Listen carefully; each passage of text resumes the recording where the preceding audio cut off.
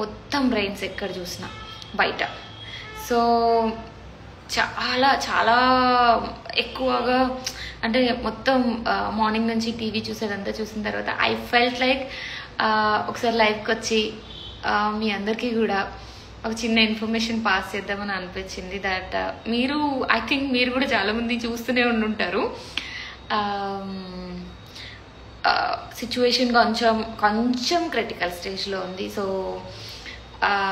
ఎక్కువగా బయటికి రావద్దు.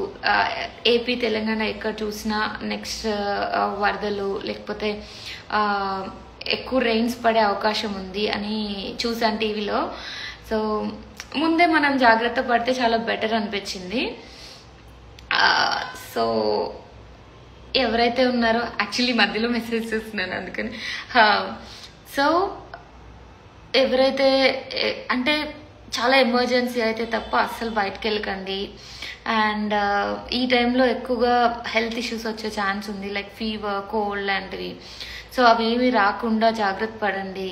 అంటే హాట్ వాటర్ ఎక్కువగా తాగండి, అంటే వాటర్ హీట్ చేసి చల్లార్చుకొని తాగండి. అండ్ మెయిన్ థింగ్ ఏంటి అంటే ఎక్కువగా మనకు అత్యవసరం అయితే తప్ప I think already work from homes ఇచ్చేసారు చాలా వాటికి. అండ్ మెయిన్గా నాకు ఎవ్రీ ఇయర్ చాలా ఎక్కువగా కన్సర్న్ అయ్యే విషయం ఏంటి అంటే ఈ డ్రైనేజెస్ అండ్ మ్యాన్ హోల్స్ అవన్నీ దగ్గర బీట్ బైక్ ఆర్ నడిచి వెళ్ళే వాళ్ళకైనా చాలా ప్రాబ్లం అవుతుంది ఎవ్రీ ఇయర్.